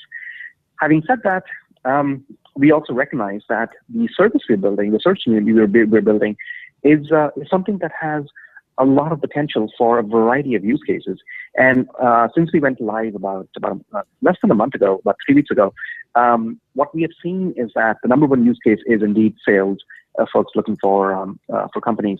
But we've also seen a lot of folks who are just looking for a job and don't know how to search for companies that might be of interest to them in their location. And we provide a very meaningful solution to them. And yes, we get that they're never, ever going to pay us a dime for the searches they're doing, but that's fine, because every time somebody searches, it gives us insight into what kinds of queries are people doing and helps us further optimize and improve the search engine, which is actually eventually will become the reason why everybody will come to our site to search for companies, because we will have the best results. So you're talking about your target audience. I always just thought your customers and your target audience would be one of the same. Do you think that they're different? And if so, who would you think your customers would be as opposed to your target audience? No, so just to clarify. So the target audience, number one target audience, and the customer is still the sales exec. The secondary target audience in terms of growing traffic to the site and essentially building a brand is the other segments, such as somebody who's looking for a job or somebody like a VC. These audiences, while we may not never monetize it, they're really essential in getting traffic to the site, in helping evangelize what we do, helping us build a brand. You can also think of it the same way as LinkedIn, right? So you and I, we're all on LinkedIn. And yes, once in a while, all users sign up for premium services, but most users don't. In fact, LinkedIn makes a lot more of their money from recruiters than they do from the average person who puts up their profile on LinkedIn. So there's this notion that, yes, there is an overlap between, it has to be an overlap between the target customer and the customer that you use, the target audience and the customer that you use to monetize the solution.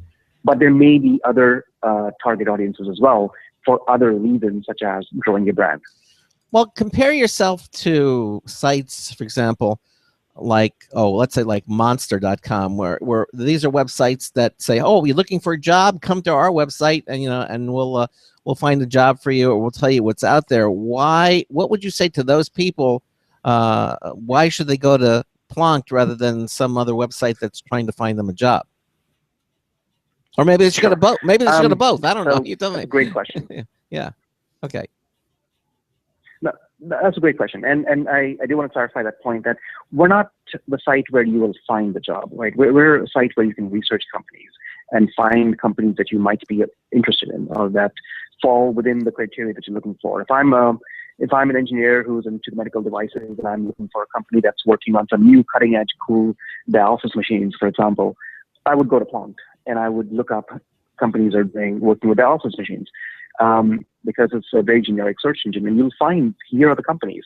Using that as a starting point, then you can go to a site like Monster and say, okay, what jobs do any of these companies have? Because what Monster doesn't do, it doesn't provide you insights into which companies actually fit a very generic search criteria.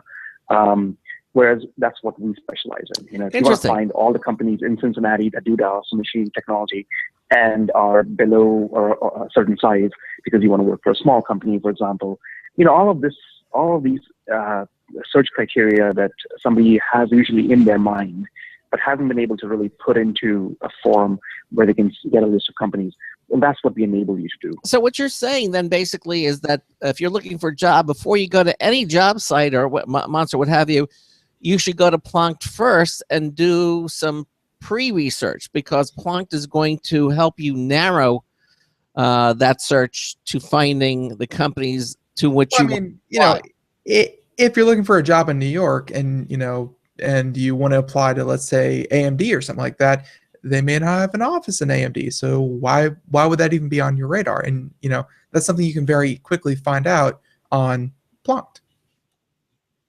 Yeah, but it goes Exactly. it goes more though than just geographical location. I mean, if I need to find, as you mentioned, maybe the size of the company. If I'm looking for, I'm looking to get, if they're looking for engineers or whatever my qualifications for, it sounds to me that going to Plonked first is going to prepare me to find the companies that I feel are qualified before I even approach them for a job. Does that make sense? Correct. I mean, you want to target a list of target companies to go after, and you need a starting point in terms of, I need companies that, let's say I'm looking for a fintech company in New York, and I need a list of companies. I don't even know who they might be. I might know some of the big ones, but I might not know all the fintech companies that exist in New York and how big they are and what the right fit would be. So finding that list is something that people would typically go onto Google and they would get maybe 5 or 10 companies that meet their criteria. But again, it takes a lot of time and effort to go through each company website to learn about them and find other additional information about, what have they been doing in the press recently, et cetera.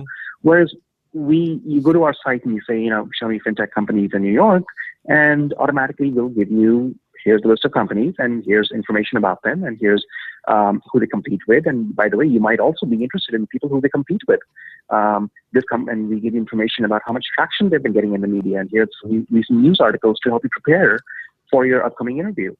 So there's a lot of information that is consolidated in one place, along with a lot of additional insights, not just raw data, but information that this company is doing better in terms of media traction than that other company whom they compete against.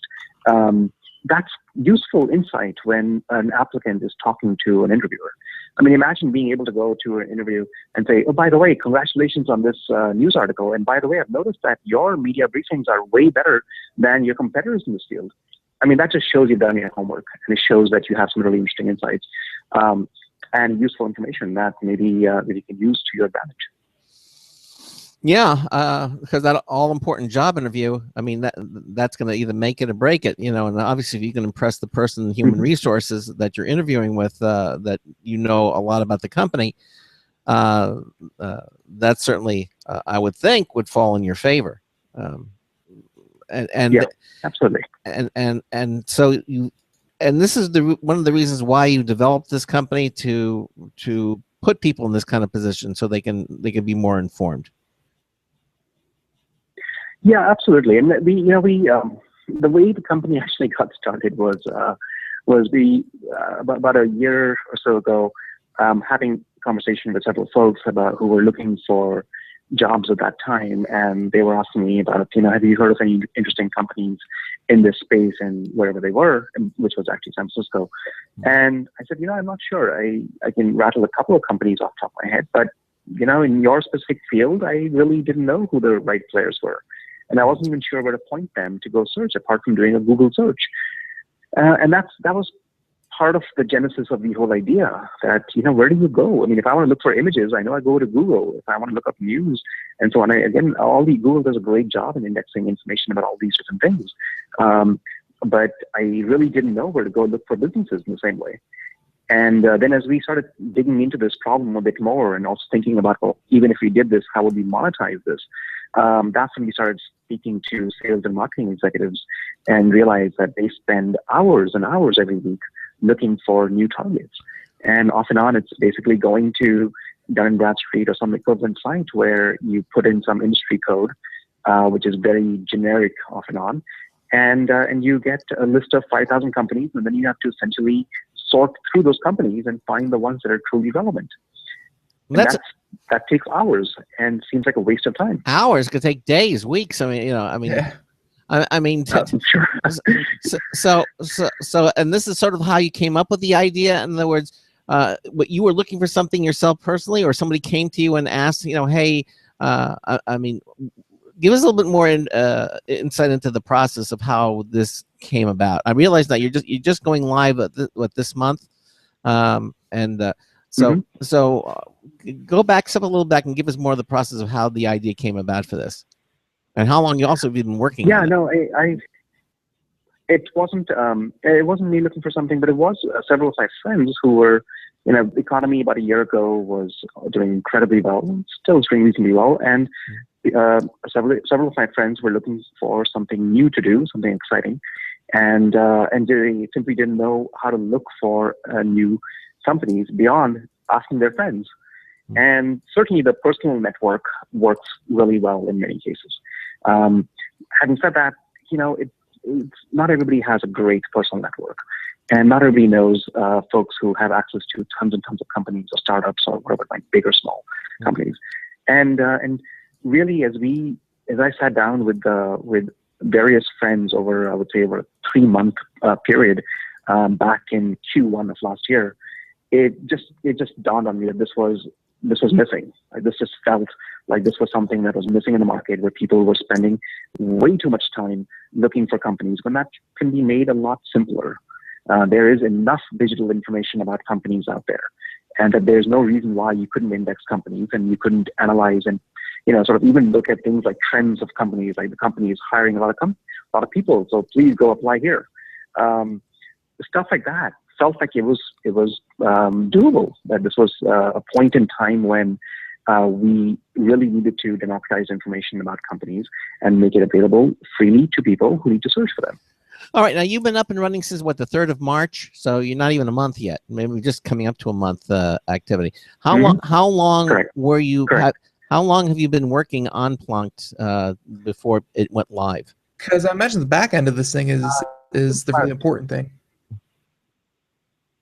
Yeah, so the technology, I mean, we've been thinking about the concept since early last year. I think May of last year, end of April, early May last year is when we began in earnest writing code.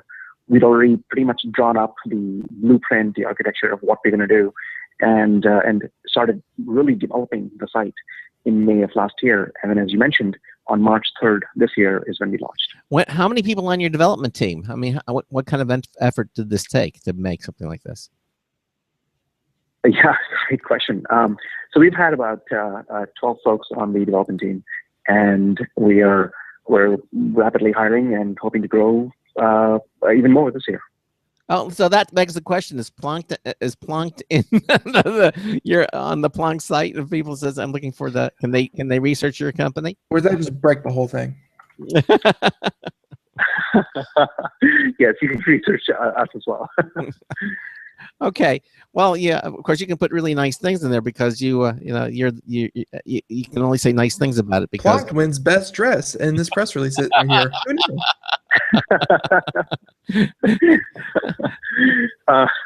So, that's a good point. Yeah. We try not to game the system at such an early stage. Okay. So again, it's up and running since the 3rd of March, so not quite a month. And what kind of reception are you getting so far? What kind of reception are you getting from this so far? It's been phenomenal. So since the day we launched, we went live and we had a couple of press briefings on that day itself. We were covered by CNET, Venture Beat, small business magazines, and basically it was a great reception, I gotta say. And as a result, we got several thousand people who signed up and essentially started using the site on day one. Wow. Okay. And it was great for us, Right. seeing the reception and also amazing hearing people's feedback. One thing I loved was that a lot of folks who signed up also left us a comment and contacted us and said, they really appreciate what we're doing because this is something that they indeed spent hours, days, weeks researching. That's a nice validation. Now listen, Anchor, we're at the bottom of the hour, so we're going to take a little break, okay? And then we'll continue on with you. So stay with us. This is the Computer America Show. We're talking to Plonked, CEO, Anchor Varma. We'll be right back. Hi, this is Craig Crossman, host of the Computer America Show. You have important meetings to schedule. Your company's getting ready for its IPO, and you're in charge of the PTA fundraiser this month. So how do you coordinate everyone to be available at the same time? Are you still using emails, phone calls, even text messages to schedule meetings with a group of people? How's that working out for you? Not so great, huh? It's a fact that every day, millions of people suffer from scheduling headaches. Well, with Doodle, scheduling meetings with a group of people is quick and easy. With Doodle, you can easily propose available times to each member. Each one checks off the times that they are available, and then you simply pick the time that works best for the group, all in an easy-to-read display that integrates with your existing calendar. Nothing could be more simple. Give Doodle a try for free, and like millions of Doodle users, you'll truly see how easy it is to find the perfect date and time for all your meetings. That's www.doodle.com.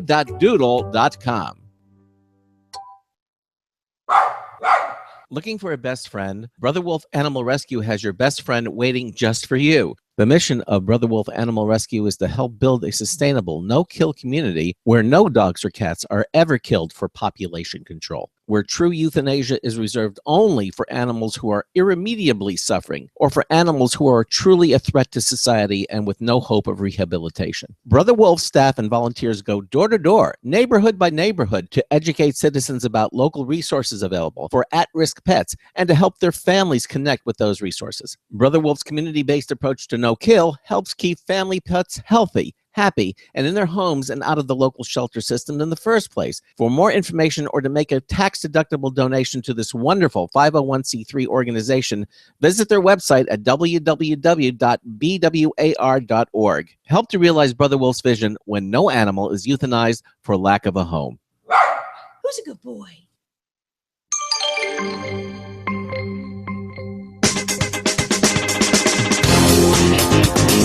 That Romeo had more pickups than Ford. Oh, hi, Marty Winston with the News Tips Bulletin Review for Computer America. This time, the Moen Arbor hands-free kitchen faucet. Well, we're looking at being miserly with resources. We asked to see the Moen Arbor with Motion Sense hands-free kitchen faucet. The tall hook-shaped faucet with extensible spray wand has a single-handle water control on the side, plus passive infrared sensors at the top of the faucet and low on its upright. A control box connects under the sink using either a battery box or a wall wart for power and opens the flow control solenoid inside when you pass a hand across either sensor. A knob adjusts the hands-free water temperature and comes preset to lukewarm. Bottom line, by turning water on and off at the moment of use, a Moen Arbor with Motion Sense hands-free kitchen faucet can help you use less water. Marty Winston, News Tips Bulletin for Computer America.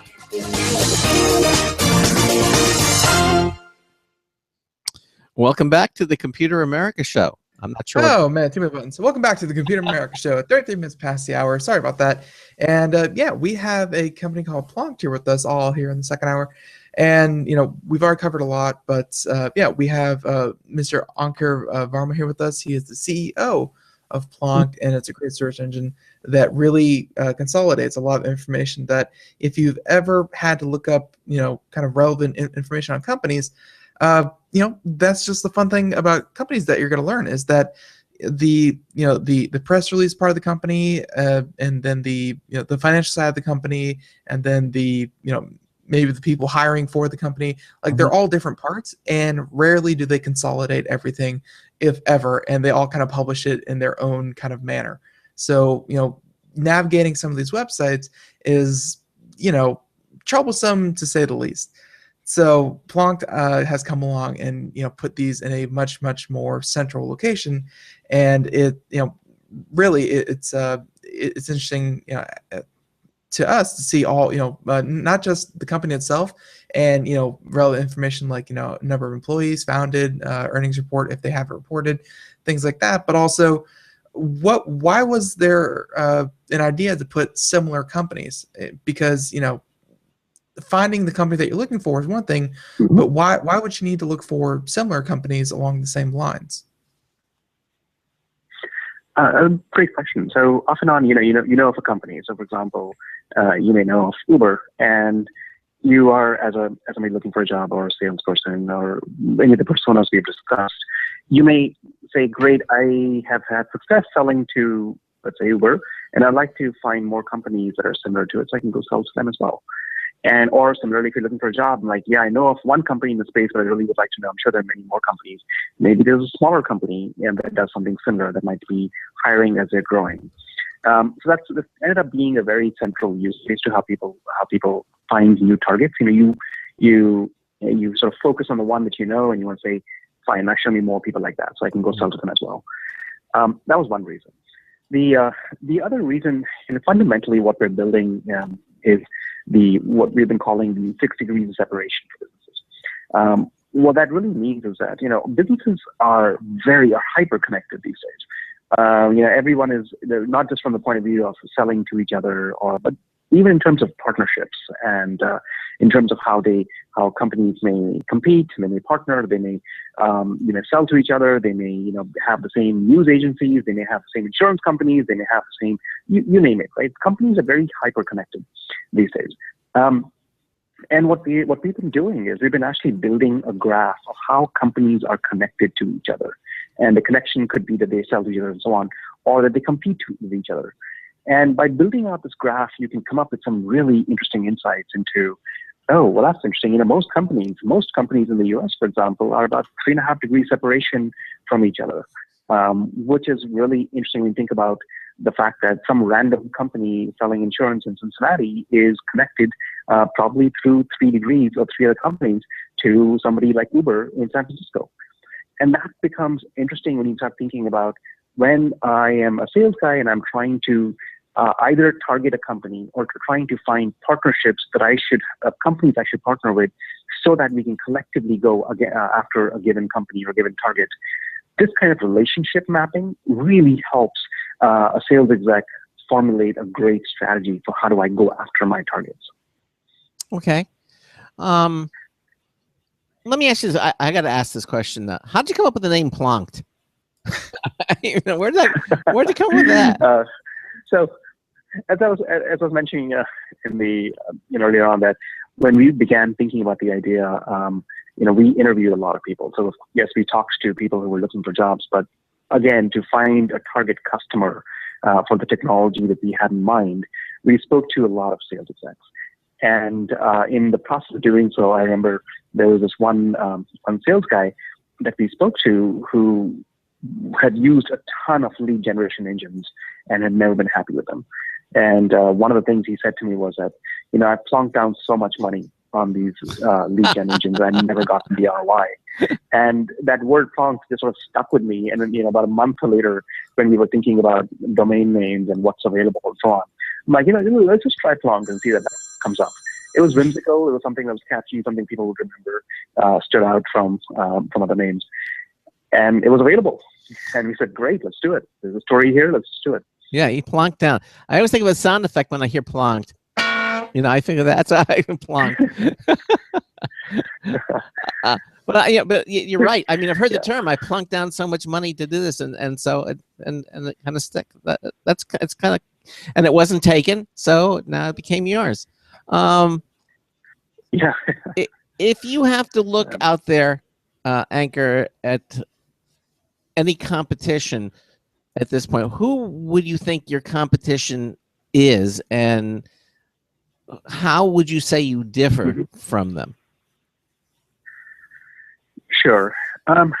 So definitely there are the existing big guys like, Hoover's, which was acquired by Dun & Bradstreet, S&P Cap IQ, and so on. These companies have existed for a while, and they each have a very large corpus of data about companies as well. There also is a ton of lead generation companies that are doing phenomenally well, such as Radius Intelligence and so on. And my hat's off to all these guys. I respect what they've done. Having said that, one of the key complaints that we heard from sales execs was that the amount of this sort of barrier to entry, right? You sign a contract and then they get access to data. Whereas in our case, number one thing is we've kept it free. So if a sales exec wants to go give us a spin and just try out our search engine, see if they're able to get what they're looking for, they can do so. You can try it. And if you like what you're seeing and you want to now automate the process and really get more detailed information or content delivered to you, that's when you can become a paid customer. So there's sort of the risk is very minimal by the time you make the decision that, yes, you're going to be a customer of ours. And I think that's going to be a fundamental draw for a lot of people, that they're able to come to our site, which sort of engenders a certain amount of trust that, yes, we know what we're doing, and we are here to provide them with useful information. And if we can't do it, if for any reason we aren't able to do so, that's fine. They don't have to join as a customer. They don't have to pay anything. Okay. Yeah, that certainly makes a lot of sense. So you're getting a lot of good reaction. People are enjoying it. And you've only been out for about a month. What's the next step for Plonked? I mean, where do you see this going? Just more, so you're going to be providing more information, more features, what? Mm-hmm. Yeah, so it's a great question. So for us, there's part of the reaction that we got from the number of users who joined was also a lot of feedback in terms of things they would love to see. So features, as you put it, it's they want ways to automate, or not automate. Sorry, they want additional content, additional information. They want to be able to, even in many cases, we've had tons of businesses around the U.S. that have come to us and said, "Can we update and add information about our own business?" So there's a lot of new content, as well as the ability to control your own site's destiny, your own company's destiny as they are portrayed on our site. So there's a lot of work for us to do to enable all these things. In fact, as we get more and more companies who want to update and maintain their own living site, essentially for their company, what happens is that we need to build a huge infrastructure to not only enable it, to make sure that there's no malicious content that's been put up there. So there's just a lot of work for us to do to enable all these things. And beyond these features, we've actually had several requests from companies in various countries, ranging from Japan to India to El Salvador to Brazil, where companies have said, "This is awesome. I love what you guys have done for the US, but why not expand to our countries? In fact, one of the companies that reached out to us said, at least you guys have Dun& Bradstreet. You don't even have that. If you can help us do something like this here, it would make our life so much more valuable and so much more incredibly easier.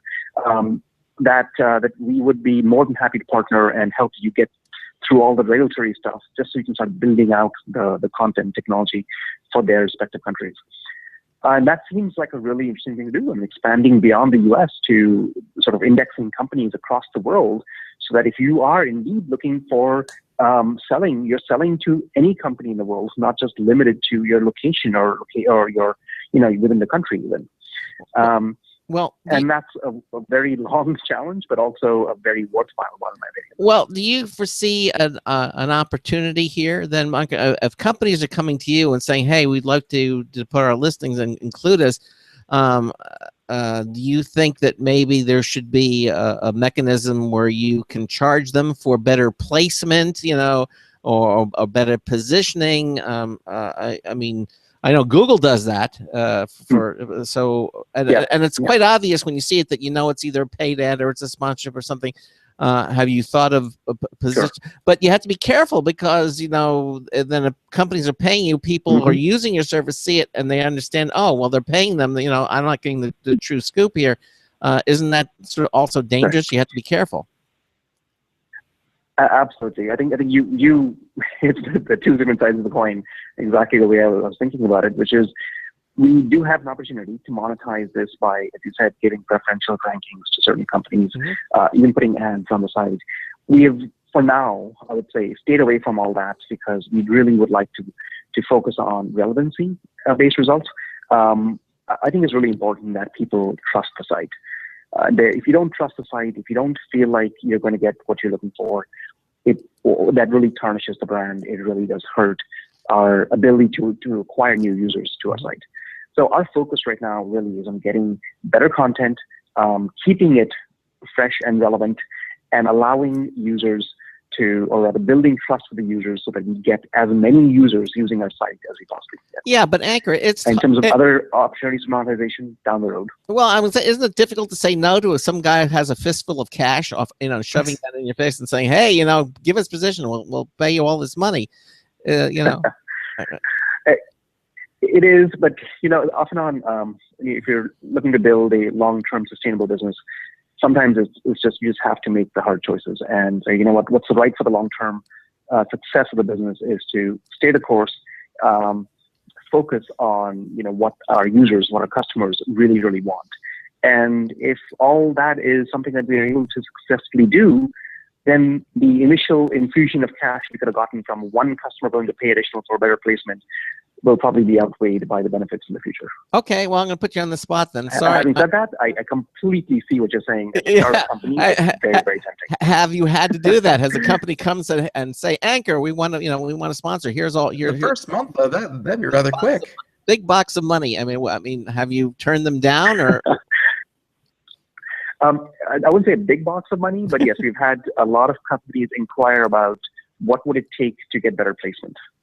So there's been no discussion about the actual monetization or the amount of investment, but certainly there's been a lot of conversation about, well, for these kinds of searches, I would like to be placed at the top. And to be honest, we were expecting that. I mean, that's a very natural way for people to think. I think, every search engine out there provides that concept. And I just think we just need to find our own voice and our own strategy for dealing with that. And it'll probably come. I definitely don't think we can avoid something of that sort, but I need to make sure it's done in a way that it's not intrusive and does not replace the relevancy of the results. Well, don't you think Google has an excellent model for that? I mean, when you look and you see something, if it's ranked, you see the ranking, or that it's an ad, it's placed. I mean, Google is very, very clear the way they have it positioned. You can see it right in front of you. Have you thought of maybe using that as a model, or what? Oh, absolutely. I mean, I think Google's done a phenomenal job in showing how it can be done correctly. And I think that when we are at the point where we're ready to introduce these kinds of ads and so on, we will absolutely refer to the Google model. I think there are also other ways that we can do it within our site, because company names, including things like, which is the most similar company and who are the competitors and customers and other metrics that we have in our site. I think there are lots of opportunities for a company to pay and say, I would like to be featured more prominently here, here, and here. So there's a lot of learning that we're going to have to go through to figure out which of these things can we actually, improve or rather use to showcase somebody who's paid us without even reasonably deteriorating the experience of the end user. Yeah, that's going to be a delicate balance, though. You got to be careful. I mean, that's yeah, absolutely. Yeah, absolutely. And I think I think why Google succeeded, why a lot of these companies succeed, is because they stay true to their end user. And if you do so, my fundamental belief is that if you do so, if you focus on what your customers and end users are going to care about, and you don't ever compromise on that, that's when you're building the recipe for a good company. Okay. Of course, they had a lot more time to do it, and they had a lot more stumbling blocks to get to where they are today, which I guess you can learn from just by seeing what they did and what they didn't do. And Are you saying that they already showed you how to take over the world? Pretty much. I mean, it's sort of the famous Isaac Newton saying, right? I'm standing on the shoulders of giants. Right. You're right. I mean, there's a lot of. I mean, remember the whole search engine era when there were tons of companies that were tons of search engines, from the Hotbots and Alta Vistas and so on. Sure. And in many ways, we saw what worked and what didn't work. And what we got at the end was a lot of lessons beyond just seeing how Google's innovated and invented a new system, a new business model, and new way of doing things. We've also seen what hasn't worked. And those are lessons that I think we can all incorporate as we come up with new companies and new concepts and new search technologies. Right. I mean, right now when you think of search, the only thing that I think of is Google. I don't think of Yahoo. I don't think of Bing. I don't think of there are a few of them still hanging on. But let's face it. I mean, Google's the one. I mean, they're the 800-pound gorilla. Yep. I mean, when it comes to search, absolutely, you think of Google. There are a number of them, but they're a far distant second, third, fourth, and fifth place. And I don't see that really changing in the immediate future. So I completely agree. So and hopefully I agree. Yeah. And I think Plonked, again, you have something that's unique and very different, and I guess you just have to be very careful. And again, you can use what you've learned from what Google has, because Google stumbled and did things, but now they sort of laid the path out for you and for other developers. But you're so much closer to what Google does than I think than a company that makes widgets or something. You are in the business of search. A very specific kind of search, but it is still the business of search. And I think using Google as a model, you have to be careful not to tread on any toes, though. You don't want to get too close, because then Google will say, "Oh yeah, infringement." Absolutely. I have immense respect for my colleagues and also just folks I know at Google, and have no interest or no intention of treading on their toes. I think there's a lot we can learn from what they've accomplished. Yeah. So, all right, now it's the end of March, really getting to April here. When do you think Plonked is going to be robust enough to say, okay, we're now like, we're the top of the chain here? I mean, how much more time do you think you have to invest before you get Plonked, where people are going to start recognizing the name and they're going to know it, and kind of, they're going to get Plonked? Maybe you'll become a word. Like Google's became a word, right? Will Plonked become a word? When do you think you're going to hit that status? That's a great question. I mean, I think aspirationally, what we have defined as a company is a series of milestones that we need to hit in order to become to become a word that, I wouldn't say a household word, but a word that someone who's in the sales and marketing team would recognize and say, yes, that's what we need to go to. So in fact, I wouldn't have used Google. I would have said something like, like a Salesforce or LinkedIn. Like, how do you get to the point where you are the go-to thought that a sales and marketing exec has? Yeah. But I think we're we're at least a year away from that, from where we are recognizable across sales and marketing professionals.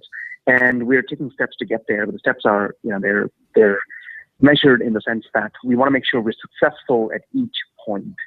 To the way you phrased the question originally, you want to be robust enough. You want to be good enough that when we promise that, look, we are covering these kinds of companies, that indeed it works, that it actually gives you what you're looking for, and you're happy with the experience, as opposed to, oh, they're not ready yet.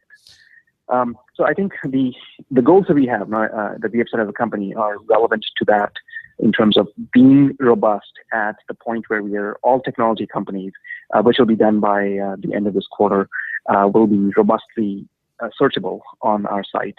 By the end of Q3, we're looking to expand to a few new sectors. And by the end of the year, we'll have all 24 plus or 25 million companies in the US, small businesses and large, represented very well on our site. I think that's the point when we become or start pushing ourselves as becoming the go-to site for sales and marketing professionals to look up any information about companies. So describe to me how you'll feel.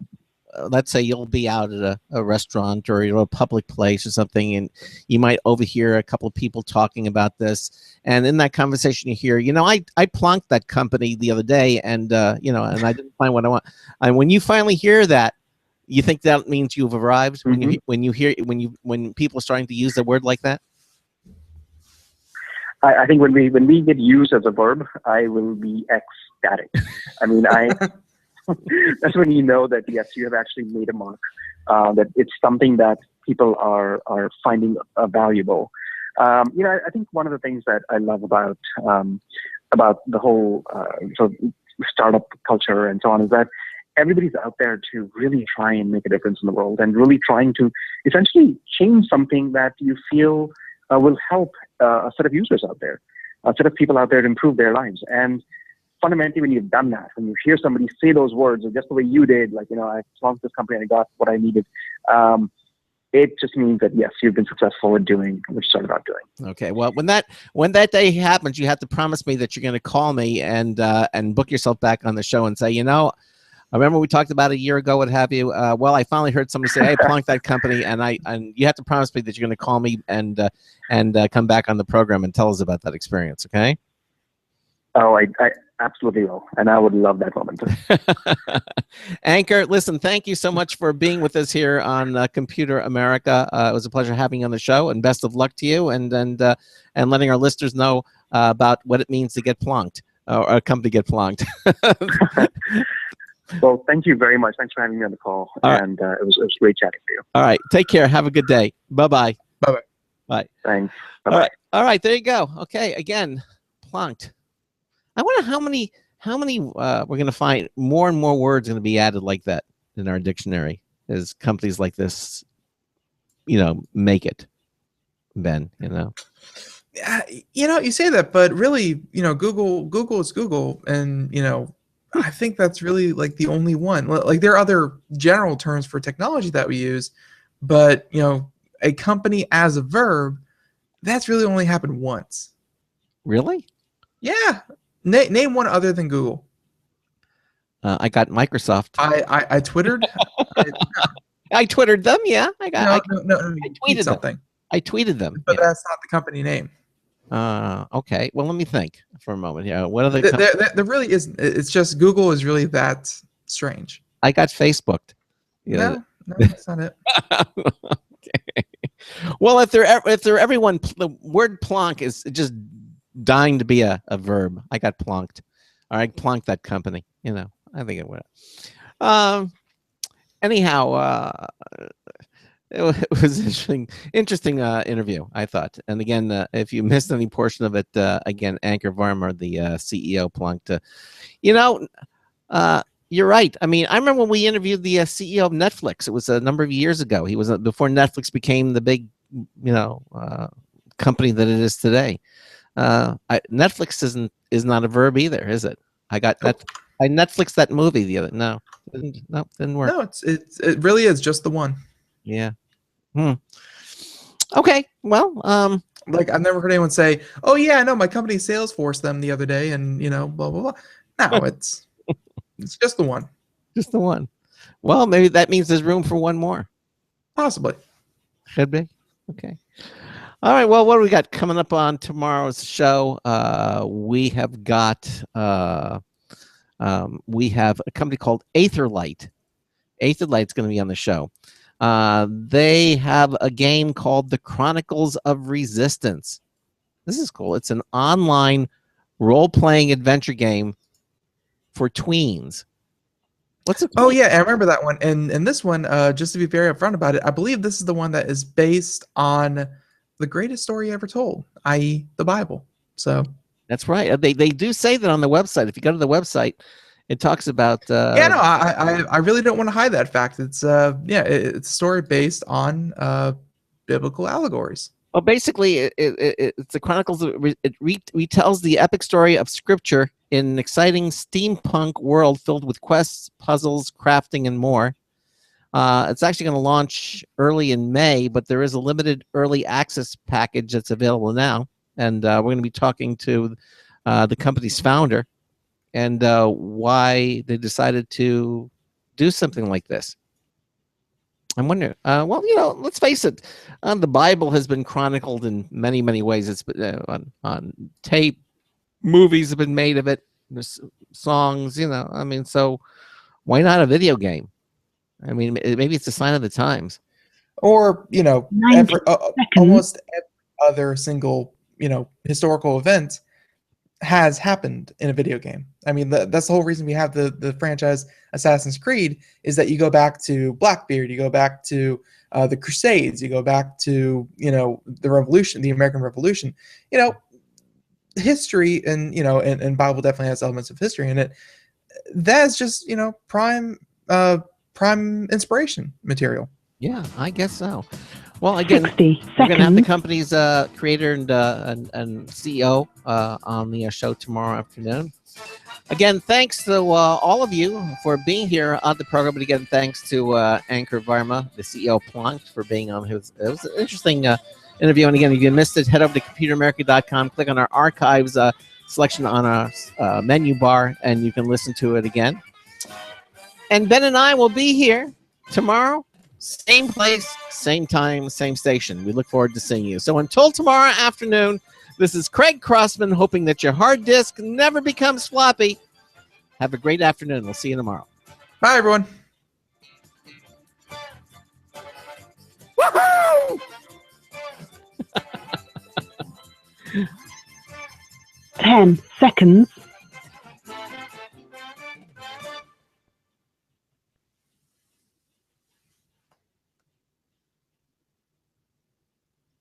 Thank you for using Blog Talk Radio.